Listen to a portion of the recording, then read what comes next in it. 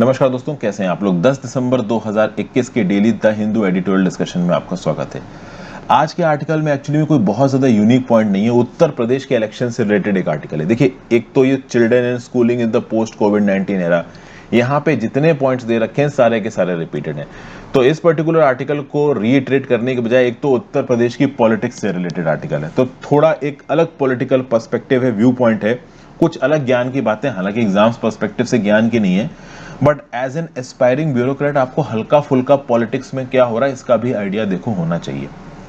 और मैं बोलूंगा तमिलनाडु के बाद अगर ऐसा कोई स्टेट है, तमिलनाडु वेस्ट बंगाल के बाद, जहां पे पॉलिटिक्स के समय पे तगड़ा बवाल होता है, तो वो उत्तर प्रदेश है। तो इस पर्टिकुलर आर्टिकल को समझने की कोशिश करेंगे। फिर ओमिक्रॉन शैडो, तो कुल मिला के अभी हुआ यह है कि आरबीआई की जो by monthly monetary policy committee की मीटिंग होती है ना, वो मीटिंग अभी यहाँ पे फिर हुई और आरबीआई ने अपना जो अकोमोडेटिव मॉनेटरी पॉलिसी स्टांस है इसको यहाँ पे कंटिन्यू रखा है। ठीक है, तो कुल मिला के ओवरऑल फिर से यहाँ पे मॉनेटरी पॉलिसी कमेटी को क्रिटिसाइज किया जा रहा है। फिर से बोला जा रहा है कि मॉनेटरी पॉलिसी कमेटी आरबीआई की सरकार के प्रेशर के अंदर काम कर रही है और सरकार का स्टांस यहाँ पे एकदम क्लियर है। सरकार यहाँ पे ग्रोथ को ज्यादा इंपॉर्टेंस दे रही है। सरकार यहाँ पे इन्फ्लेशन को और प्राइस प्रेशर्स को उतना इंपॉर्टेंस नहीं दे रही। मतलब सरकार का ये है कि भले ही थोड़ी महंगाई बढ़ जाए हमको चलेगा, लेकिन ग्रोथ नहीं रुकनी चाहिए। लेकिन बहुत सारे जो बड़े बड़े इकोनॉमिस्ट हैं उनका ये बोलना है कि भाई एक लिमिट से ज्यादा अगर महंगाई बढ़ गई तो तुम उसको कम नहीं कर पाओगे। तो इस पर्टिकुलर टॉपिक को इस आर्टिकल में हम बात करेंगे। नेक्स्ट भाई, हमारे जो चीफ ऑफ डिफेंस स्टाफ है जनरल बिपिन रावत साहब, इनकी वाइफ, और उसके साथ साथ और हमारे आर्म्ड फोर्सेस के बहुत से पर्सनल, लेफ्टिनेंट कर्नल, हवलदार जो कि हमारी आर्मी में काम कर रहे थे, उनकी यहाँ पे डेथ हो गई। आपने कल देखा होगा कि टीवी पे ओवरऑल इनका जो अंतिम समारोह है वो हो रहा था, सब लोग आके अपनी श्रद्धांजलि दे रहे थे। तो इस कंटेक्स्ट में एक और आर्टिकल यहाँ पे लिखा हुआ है, इस पर्टिकुलर आर्टिकल को समझेंगे। और overall CDS, chief of defence staff की पोस्ट को बनाया गया, जनरल बिपिन रावत ने यहाँ पे क्या क्या किया, क्या क्या इनके पॉलिसी स्टांसेस थे, इसकी बहुत बेसिक इन्फो यहाँ पे दी हुई। कोई बहुत डिटेल्ड आर्टिकल नहीं है, बट ठीक है, एक बार इसको हम लोग देखेंगे। नेक्स्ट भाई, अब ये article, does the Omicron variant makes a case for booster doses, क्या ओमिक्रॉन वेरिएंट के आने से बूस्टर डोजेस देनी चाहिए। देखिए, मैं आपको एक बात बता दूं, जितनी भी वैक्सीन अब तक आई हैं, चाहे वो फाइजर हो, चाहे वो मॉडर्ना हो, चाहे वो आपकी स्पुतनिक हो, चाहे वो आपकी ये चाइना की जो साइनोवैक वैक्सीन है वो हो, चाहे वो कोवैक्सीन हो, चाहे वो कोविशील्ड हो, ये जितनी भी वैक्सीन अब तक आ रखी हैं, इन सब वैक्सीन में एक चीज तो कॉमन है कि ठीक है भाई, ये आपको कोरोना के अगेंस्ट बचाती हैं। कोरोना इन्फेक्शन आपको हो सकता है, ब्रेक थ्रू इन्फेक्शन के बहुत केसेस देखने को मिले हैं, लेकिन हाँ, इंटेंस बीमारी हो जाना, ओवरऑल बहुत ज्यादा तबियत खराब हो जाना, मॉर्टेलिटी वगैरह के जो चांसेस, सीवियर इन्फेक्शन के जो चांसेस होते हैं वो काफी कम हो जाते हैं अगर आपको वैक्सीन की डोज मिली हुई हो तो। ठीक है ना भाई। तो इस केस में ओमिक्रॉन के आने के बाद बूस्टर डोजेस कितनी काम की हैं उसके बारे में इस पर्टिकुलर आर्टिकल में थोड़ी बहुत बातचीत करी गई है। कुछ बहुत नया नहीं है, एक दो जो पॉइंट्स है रिपीटेड, वही मैं आपके साथ डिस्कस कर लूंगा। तो एंड में इस आर्टिकल को डिस्कस करूंगा। एक और आर्टिकल है राष्ट्रीय स्वयंसेवक संघ को लेके। एक्चुअली में एक ये जर्नलिस्ट के पर्सपेक्टिव से आर्टिकल लिखा गया है। वर्गीस के जॉर्ज ने इस आर्टिकल को लिखा है। वर्गीस की जॉर्ज का ये बोलना है कि देखिए, ये बहुत लंबे समय से आरएसएस के चीफ मोहन भागवत साहब के साथ मिलना चाह रहे हैं, बट इनको इंटरव्यू करने का मौका नहीं मिल पा रहा। रिसेंटली मोहन भागवत साहब कुछ जर्नलिस्ट के साथ दिल्ली में मिले और इस मीटिंग में बहुत कोशिश की वर्गीस के जॉर्ज ने कि इनको भी जगह मिल जाए, बट इनको जगह मिली नहीं। तो यहाँ पे जो ऑथर है वर्गीस के जॉर्ज, वो एक जर्नलिस्ट के पर्सपेक्टिव से कह रहे हैं कि जो बड़ी बड़ी पर्सनालिटीज होती है ना, वो जब जर्नलिस्टों से मिलती हैं तो पहले ही सवाल जवाब जो होना होता है वो तय होता है। एक्सटेम्पोर क्वेश्चंस का वहां पे ज्यादा स्कोप नहीं होता। एक्सटेम्पोर मतलब ऑन द स्पॉट आपने अपने हिसाब से कोई क्वेश्चन डिवाइस करके बोल दिया। तो इसीलिए जो बहुत हरफन मौला टाइप के जर्नलिस्ट होते हैं, वर्गीस के जॉर्ज जैसे, उनको जल्दी मौका नहीं मिल पाता है। लेकिन यहाँ पे वर्गीस के जॉर्ज बहुत ओपन माइंड से बोल रहे हैं कि मैं तो मोहन भागवत साहब के साथ मिलना चाहता हूँ, मैंने इनकी बहुत सी स्पीच भी सुनी है, लेकिन ओवरऑल इनको मिलने का मौका नहीं मिल पा रहा है। तो ये जो जर्नलिस्ट है, ये जो जर्नलिज्म का फील्ड है, जिनका काम है लोगों का इंटरव्यू करना और लोगों तक, मतलब बड़े बड़े पॉलिटिशियंस और जो भी पब्लिक पर्सनल्स हैं उनका इंटरव्यू करना और लोगों तक सही खबर पहुंचाना, ये जिस हिसाब से तो जर्नलिज्म के काम को लेकर आज की डेट में जो बड़े बड़े पॉलिटिशियंस जर्नलिस्ट के साथ मीटिंग करते हैं, उसका एजेंडा जो पहले से ही डिसाइड होता है, इसको लेके यहाँ पे एक व्यू पॉइंट दिया हुआ है। इस व्यू पॉइंट को समझेंगे। आगे बढ़ने से पहले वीडियो पे लाइक का बटन दोस्तों, अगर अब तक आपने चैनल को शेयर और सब्सक्राइब नहीं किया कर लीजिए। ज्वाइन बटन दबा के आप हेल्प कर सकते हैं। इंस्टाग्राम पे फॉलो कर लीजिए, टेलीग्राम ग्रुप ज्वाइन कर लीजिए। दोनों ही चीजों का लिंक आपको नीचे डिस्क्रिप्शन बॉक्स में दे रखा है। ओके, अपने चैनल मेंबर्स का स्वागत कर लेते हैं। जहांगीर अली ने हमको ज्वाइन किया है 4 month as a member, 4 month as a member. Rishika Sharma ने हमको ज्वाइन किया है। प्रकाश नेलातुरी ने हमको ज्वाइन किया। अनन्या नौटियाल ने हमको ज्वाइन किया। देन अंशुमन मानी ने हमको ज्वाइन किया, इनका 2nd month as a member. Welcome back Anshuman Mani, thank you so much for joining. Then A Sharma ने हमको ज्वाइन किया। रोशन नायक ने हमको ज्वाइन किया, इनका 3rd month as a member. Welcome back Roshan, thank you so much for joining. Santu Mondal ने हमको ज्वाइन किया। डॉक्टर विक्रम सिंह ने हमको ज्वाइन किया। देन नेक्स्ट अनिकेत द्विवेदी ने हमको ज्वाइन किया। व्योंग ने हमको ज्वाइन किया। देन भोला भाला आदमी ने हमको ज्वाइन किया। भोला भाला आदमी का ये 4th month as a member. Welcome back भोला भाला आदमी, thank you so much for joining. Then Debabrati Ghosh ने हमको ज्वाइन किया। अमनदीप बिरुआ ने हमको ज्वाइन किया, इनका 2nd month as a member. Deepak Chauhan ने हमको ज्वाइन किया, इनका भी 2nd month as a member. Welcome back Amandeep and Deepak. Ishant Chauhan ने हमको ज्वाइन किया। जीनी मेट ने हमको ज्वाइन किया एंड निधि सिंह ने हमको ज्वाइन किया, इनका 3rd month as a member. So welcome Nidhi Singh, thank you so much for joining 3rd month as a member. जीनी मेट, Ishan Chauhan, Deepak Chauhan and Amandeep Birua 2nd month as a member. Welcome back both of you guys, thank you so much for joining. Then Debabrati Ghosh, भोला भाला आदमी 4 month as a member. Welcome back भोला भाला आदमी। Vyom, Aniket Dwivedi, doctor Vikram Singh, Santu Mondal, Roshan Nayak 3rd month as a member. Welcome back Roshan, thank you so much for joining again. A Sharma, Anshuman Mani 2nd month as a member. Welcome back Anshuman. Ananya Nautiyal, Prakash Nelaturi, Rishika Sharma and Jahangir Ali. Special welcome back to Jahangir Ali, 4 month as a member. So thank you Jahangir for joining and all other members for joining my channel as a member. Thank you so much for the consistent support. चलिए शुरुआत करते हैं अपने पहले article से, getting a handle on the battle for Uttar Pradesh. देखिए उत्तर प्रदेश में assembly constituency के इलेक्शन आने वाले हैं और ऑथर यहाँ पे बोल रहे हैं संजय कुमार साहब कि इस इलेक्शन में अभी तो देख के ये लग रहा है कि भाई 2 ग्रुप्स यहाँ पे उभरते हुए नजर आ रहे हैं। ठीक है भाई, एक तरफ तो आपको नजर आ रहा है समाजवादी पार्टी और उनसे अलाइन जो पार्टी है, समाजवादी पार्टी ने यहाँ पे बहुत सारे अलायंसेस किए, और एक नजर आ रहा है यहाँ पे बीजेपी पार्टी और उनके बहुत सारे अलायंसेस। ठीक है भाई, अभी के लिए 2 ही लोगों के बीच में इलेक्शन होता दिख रहा है, एक तरफ बीजेपी, दूसरी तरफ समाजवादी पार्टी। और समाजवादी पार्टी ने भी यहाँ पे एक बड़ा ही महागठबंधन करने की कोशिश की है। अभी के लिए बीजेपी का जो सबसे बड़ा चैलेंजर दिख रहा है वो समाजवादी पार्टी ही दिख रहा है। नो डाउट बीजेपी यहाँ पे फॉर्मिडेबल फोर्स की तरह सामने आई है, चाहे 2014 के लोकसभा इलेक्शंस हो, चाहे 2019 के लोकसभा इलेक्शन हो, चाहे 2017 के असेंबली इलेक्शंस हो, इसमें खतरनाक तरीके से बीजेपी जीत के सामने आई है। वो अलग बात है कि योगी आदित्यनाथ जी की सरकार के साथ लोगों को गुस्सा है, कुछ हद तक लोग योगी आदित्यनाथ जी की सरकार से नाराज हुए हैं, चाहे वो कोविड-19 को लेके हो, और भी बहुत सारे यहाँ पे इश्यूज हैं। लेकिन अभी भी जो बीजेपी की सरकार है वो इतनी स्ट्रांग है कि इसको हटा पाना इतना आसान नहीं होगा। It will be a big challenge for Samajwadi party. और जिस तरीके से समाजवादी पार्टी ने यहाँ पे अलायंसेस बनाए हैं, उसी प्रकार से बीजेपी ने भी छोटी राजनीतिक पार्टियों के साथ अलायंसेस बनाए हैं और बीजेपी ने अपना मास्टर स्ट्रोक यहाँ पे चल दिया है। बीजेपी ने फार्मर्स बिल को विड्रॉ कर लिया है। तो वेस्टर्न उत्तर प्रदेश में जो जाट तबका रहता है, जो जाट कम्युनिटी रहती है, जो इन फार्म बिल्स को लेके बीजेपी से नाराज थी, वो नाराजगी अभी के लिए हटती यहाँ पे नजर आ रही है। अब अगर आप इन 2 प्लेयर्स को साइड हटा दो, बीजेपी को और समाजवादी पार्टी को, तो इसके अलावा एक और बहुत बड़ा पेड़ है बहुजन समाजवादी पार्टी। अब बहुजन समाजवादी पार्टी ने यहाँ पे कांग्रेस के साथ एक अलायंस बनाया, लेकिन ओवरऑल इस अलायंस की ताकत थोड़ी कम होती नजर आ रही है। क्योंकि देखिए कांग्रेस के और बहुजन समाजवादी पार्टी के कुछ कोर सपोर्टर्स हैं, वो कोर सपोर्टर्स तो इन्हीं पॉलिटिकल पार्टी को वोट देंगे, लेकिन वो बहुत कम है। बहुत सारे जो ऐसे वोटर्स होते हैं जो कि बीच में झूल रहे होते हैं, और वो जो बीच में झूलने वाले वोटर्स होते हैं ना, वो हवा के रुख के साथ बह जाते हैं। तो अगर ये जो बीच में झूलने वाले वोटर्स को लगा कि या तो समाजवादी पार्टी जीत रही है, बीजेपी जीत रही है, तो पहले अगर वो बसपा को वोट दे रहे होते या कांग्रेस को वोट दे रहे होते, तो वो पलट के बीजेपी या सपा को वोट दे देंगे। तो कहने का मतलब यह है कि कुछ ऐसे वोटर्स का तबका है जो ये चाहता है कि उनके वोट बर्बाद ना जाएं।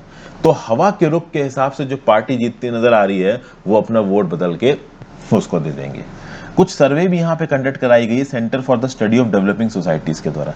इनका ये बोलना है कि भाई वही यही बोल रहे हैं कि नॉन कमिटेड वोटर्स, वो वोटर्स जो कि किसी एक पॉलिटिकल पार्टी के साथ कमिटेड नहीं है, अपने वोटर्स को बदल सकते हैं, वो ऐसी पॉलिटिकल पार्टी को वोट नहीं देते जो बुरी तरीके से हार रही हो। और बसपा और कांग्रेस यहाँ पे कोई स्ट्रॉन्ग इम्पैक्ट बनाती नजर नहीं आ रही है।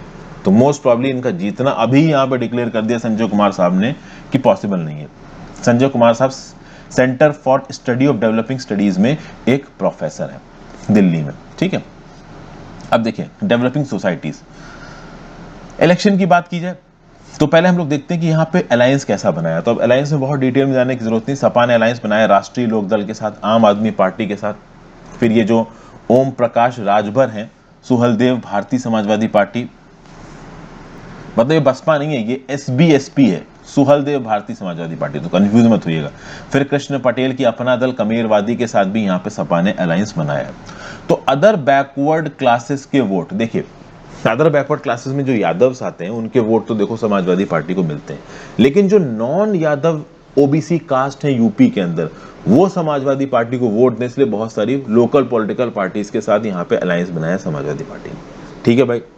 और ये जो RLD है, ठीक है ना, RLD मतलब आपकी राष्ट्रीय लोकदल, ये बेसिकली जाट कम्युनिटी की रिप्रेजेंटेटिव है वेस्टर्न उत्तर प्रदेश में, तो हो सकता है कि जाट वोट्स यहाँ पे मिल जाएं समाजवादी पार्टी को। अब मैं आपको बता दूं, बीजेपी को बहुत बड़ा सपोर्ट है जाट वोटों का और नॉन यादव OBCs का। अब इस प्रकार के अलायंसेस से हो सकता है कि सपा कुछ जाट वोट और कुछ नॉन यादव OBC वोट्स को अपनी तरफ खींच ले। यही कोशिश है इस प्रकार के अलायंसेस को बनाने की समाजवादी पार्टी की। तो डेफिनेटली यहां पे बीजेपी के लिए जो लोग भी वोट कर रहे हैं उसमें थोड़ी कमी आ सकती है, थोड़ा डेंट यहां पे आ सकता है, ठीक है भाई। फिर ये जो ओम प्रकाश राजभर के साथ ओवरऑल अलायंस बनाया SP ने, इससे राजभर कम्युनिटी के लोगों का भी थोड़ा बहुत यहाँ पे वोट मिल सकता है। ये सब बातें यहाँ पे बताई जा रही हैं। उसके बाद अगर आप देखो तो समाजवादी पार्टी, प्रगतिशील समाजवादी पार्टी लोहिया, जो कि शिवपाल यादव द्वारा लीड की जाती, इसके साथ भी अलायंस बनाने की मूड में। जनवादी पार्टी सोशलिस्ट, जो कि संजय सिंह चौहान द्वारा लीड की जाती, इसके साथ भी अलायंस बनाने की मूड में। प्लस रिसेंटली ऑथर यहाँ पे ये भी बोल रहा है कि जो भी इलेक्शन रैलीज कंडक्ट की जा रही समाजवादी पार्टी के द्वारा, अखिलेश यादव के द्वारा, उसमें भीड़ बहुत ज्यादा आ रही है। लेकिन ऑथर ये बोल रहा है कि किसी पॉलिटिकल लीडर की रैलीज में अगर ज्यादा भीड़ आ रही है, इसका मतलब ये नहीं है कि उसका सपोर्ट भी ज्यादा है। कई बार क्या होता है कि इस भीड़ को आर्टिफिशियल तरीके से कुछ पैसा दे के या दारू की बोतल देके बुलाया जाता है। और ये सिर्फ किसी समाजवादी पार्टी या बीजेपी नहीं, सब पॉलिटिकल पार्टीज के लिए। इंडिया के अंदर कोई पॉलिटिकल पार्टी दूध की धुली नहीं है। कहीं ना कहीं इलेक्शन रैलीज में लोगों को मोबिलाइज करने के लिए, उनको इंटाइसमेंट देने के लिए लोग बुलाए जाते हैं, ताकि मीडिया कवरेज हो, एक अच्छा व्यू पॉइंट जाए लोगों के बीच में कि दो भाई देखो इतनी इतनी रैलियों में लोग आ रहे हैं। अब सोचो कोई बहुत बड़ा लीडर आ रहा है, मोदी जी जैसा, अमित शाह जैसा, अखिलेश यादव जैसा, और रैली में लोग ही नहीं है, तो ओवरऑल उसकी स्टैंडिंग और कवरेज खराब होती है ना। तो इसलिए रैली में ज्यादा लोग आते हैं, बट इसका मतलब ये नहीं है कि ज्यादा लोग रैली में आ रहे हैं तो वो लोग वोट भी देंगे पार्टी को। एक रैलीज की स्टडी कंडक्ट कराई गई CSDS के द्वारा, समझ गए ना CSDS क्या, centre for study of developing societies.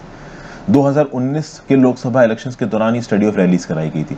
उसमें ये देखा गया था कि 25% लोग जो कि इलेक्शन रैली को अटेंड करते हैं, वो किसी ना किसी प्रॉमिस या इंटाइसमेंट के बेसिस पे बुलाए जाते हैं। और वो प्रॉमिस इंटाइसमेंट आप समझ सकते हो, या तो थोड़ा कैश 100-200 रुपए दे दिए, या एक दारू का ठेका दे दिया, बोतल दे दी।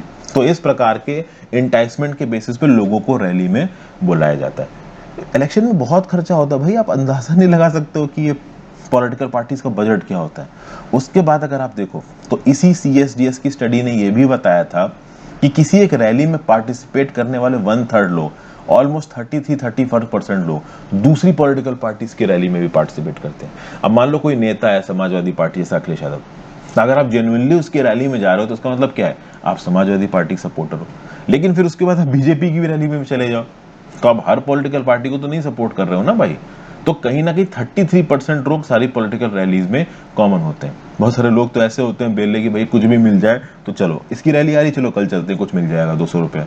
तो इस प्रकार से भी होता है। जी हाँ, ये सच्चाई है, सबको पता है। फिर आगे बात करते हैं कि भाई एक और सवाल उठाया जा रहा है कि समाजवादी पार्टी के अखिलेश यादव ने बहुजन समाजवादी पार्टी या कांग्रेस के साथ गठबंधन क्यों नहीं बनाया। अब आपको मैं बता दूं, जिस प्रकार से आपने देखा कि थलाईवी करके एक मूवी आई थी कंगना रनौत की, जिसमें उनको जयललिता एक रेवोल्यूशनरी लीडर की तरह दिखाया गया। तो जब जयललिता जीत के आई, मतलब वो अपोजिशन में थी MGR की मृत्यु के बाद, तो उनको काफी प्रताड़ित किया गया अपोजिशन के द्वारा। अपोजिशन में कौन था, तो ये M.K. स्टालिन के जो फादर थे करुणानिधि ये थे। तो पॉलिटिकल पार्टी के बीच में लड़ाई खतरनाक होती है। आप समझो बंगाल में आज की डेट में जो ये तृणमूल कांग्रेस की सुप्रीमो है आपकी ये ममता दीदी, जब ये अपोजिशन में थी तो इनका सर फोड़ दिया था उस समय की रूलिंग पार्टी ने। तो पॉलिटिक्स में चीजें कभी ना कभी वायलेंट हो जाती हैं, ठीक है ना। समाजवादी पार्टी के कुछ कैडर्स ने, मायावती जो कि बीएसपी की, इनके साथ बहुत बदतमीजी की थी लेजिस्लेटिव असेंबली में। तो अभी के लिए देखो तो सपा और बसपा इन दोनों का आइडियोलॉजिकल क्लैशेस बहुत है, लेकिन ठीक है फिर भी जब बात आती है पॉलिटिक्स की तो बोलते हैं कि चलो भाई अलायंस बना लो, लेकिन अलायंसेस पहले फेल हुए। अगर बात की जाए तो कांग्रेस का और बसपा का, अभी के लिए बात की जाए, देखिए कांग्रेस और बसपा के साथ जो सपा का अलायंस है वो पहले बहुत हद तक फेल हो चुका है। अगर आप 2017 के असेंबली पोल्स की बात करो यूपी की, तो समाजवादी पार्टी और कांग्रेस का अलायंस हुआ था और इसमें टोटल 54 सीटें जीत पाए थे ये लोग, जबकि 400 सीटें से ज्यादा हैं आपकी उत्तर प्रदेश की लेजिस्लेटिव असेंबली में। सपा ने जीती थी 47 सीटें, कांग्रेस ने जीती थी 7 सीटें।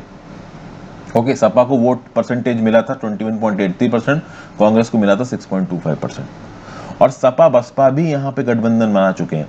2019 के लोकसभा इलेक्शन में सपा ने जीती थी 5 लोकसभा सीट 19.26% वोट, बसपा ने जीती थी 10 Lok Sabha seat 17.96%।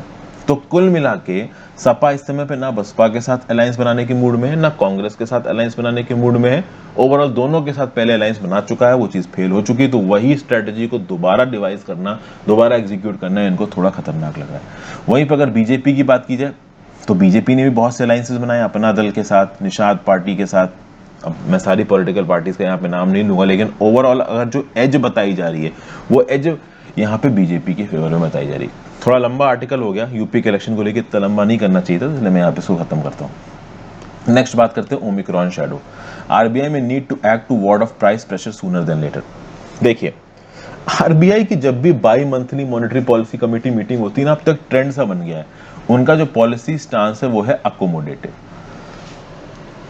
Accommodative policy stance क्या होता है इकोनॉमी का, इसको मैंने बहुत डिटेल में रमेश सिंह की सीरीज में पढ़ा रखा है। रमेश सिंह कंप्लीट की जा चुकी है। अगर आपको इकोनॉमिक्स की प्रिपरेशन करनी है, कोई भी पेड कोर्स ज्वाइन करने की जरूरत नहीं है।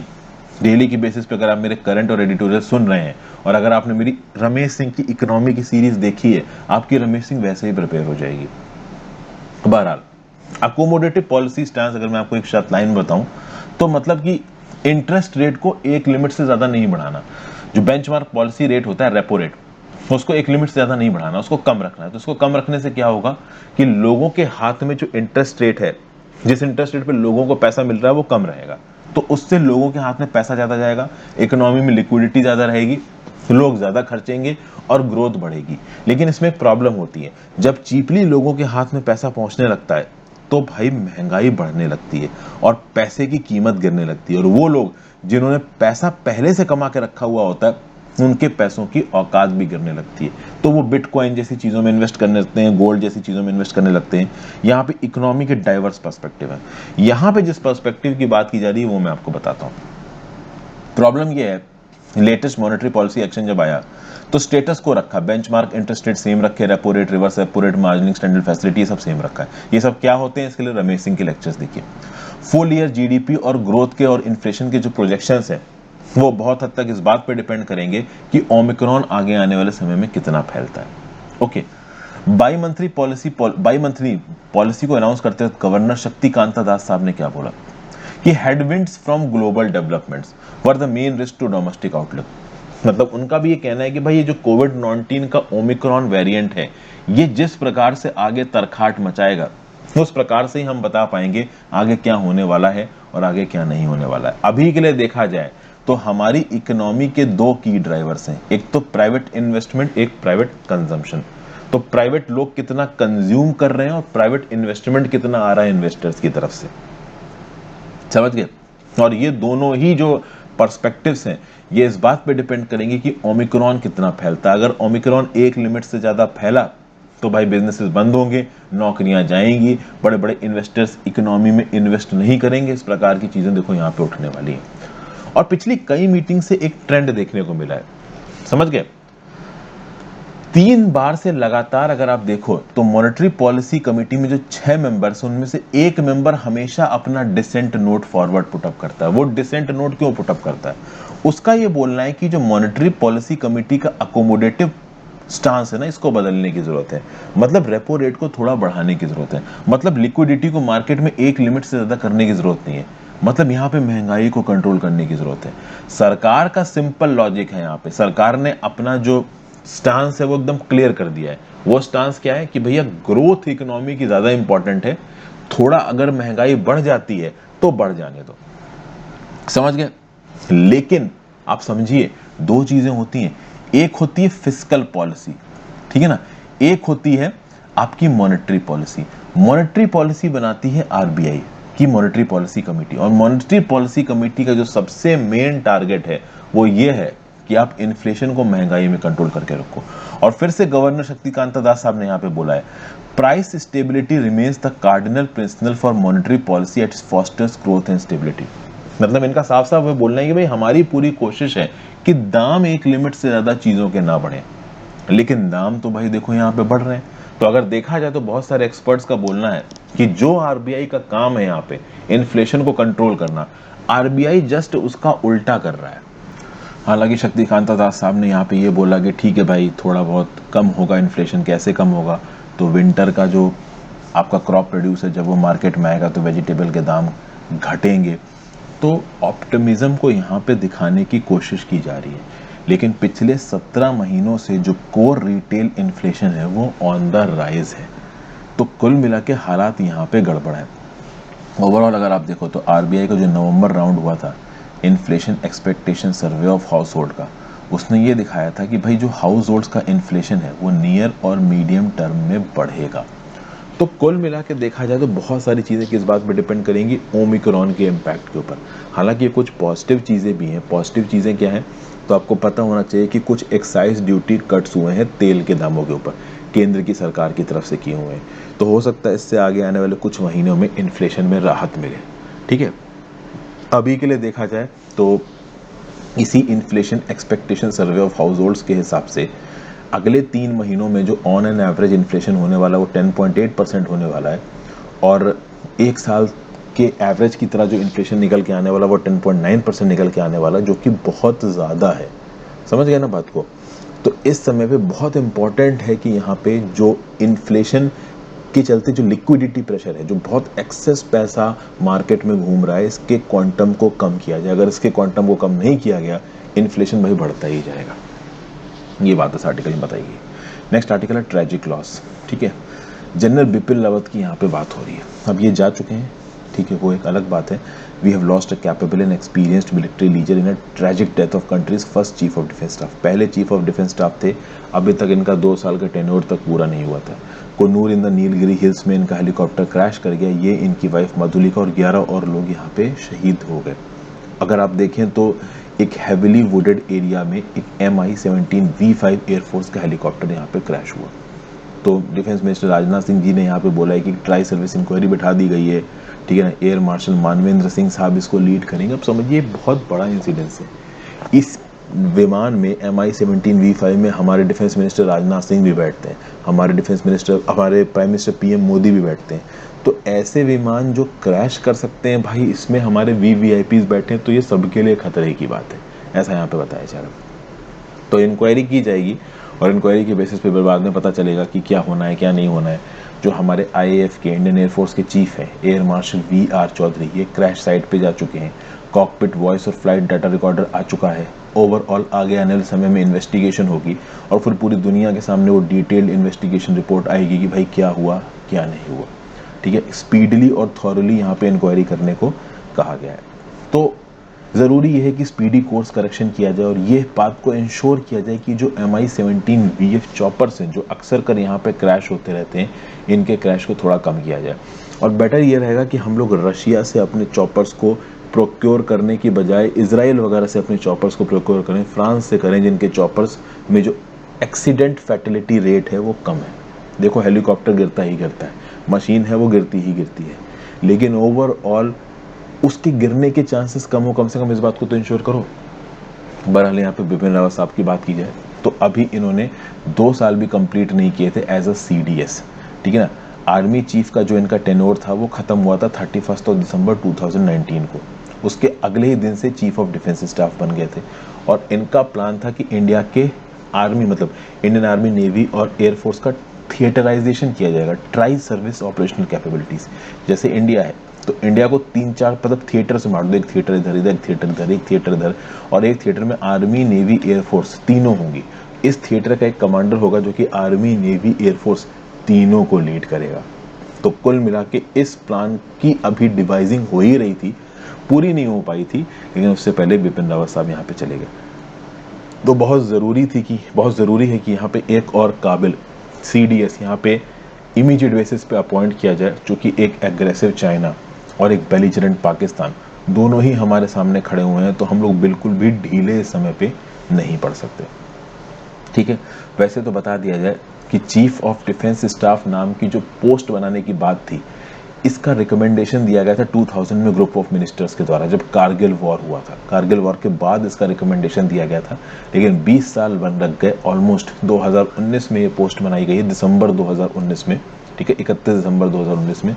तो कुल मिला के भी पूरे 2 साल भी नहीं हुए इस पर्टिकुलर पोस्ट को काम करते हुए। ये जो चीफ ऑफ डिफेंस स्टाफ है, करता क्या है? He functions as a principal military adviser to defence minister. देखिए, वैसे तो डिफेंस मिनिस्टर को जो आर्मी के चीफ हैं, एयरफोर्स के चीफ हैं, नेवी के चीफ हैं, ये तीनों एडवाइस करते हैं, लेकिन एक प्रिंसिपल मिलिट्री एडवाइजर होता है। मतलब इन तीन जो चीफ्स हैं, आर्मी, नेवी और एयरफोर्स के, और डिफेंस मिनिस्टर के बीच में एक और पोस्ट बना दी गई, CDS। CDS बेसिकली एक ऐसा इंडिविजुअल होगा जो आर्मी, नेवी, एयरफोर्स तीनों के हितों को ध्यान में रखते हुए अपनी राय रखेगा डिफेंस मिनिस्टर के सामने, ठीक है भाई। तो ये सब बातें ओवरऑल यहाँ पे बताई गई। Let's see who is going to be general Rawat successor. कोई बहुत ही इनके जैसा काबिल आदमी चाहिए इस इंपॉर्टेंट पोस्ट को संभालने के लिए। नेक्स्ट आर्टिकल है, not a compromising position. The danger to journalism is not that journalist meet political actors, is that they don't meet them enough. ये बड़ा जबरदस्त लाइन है।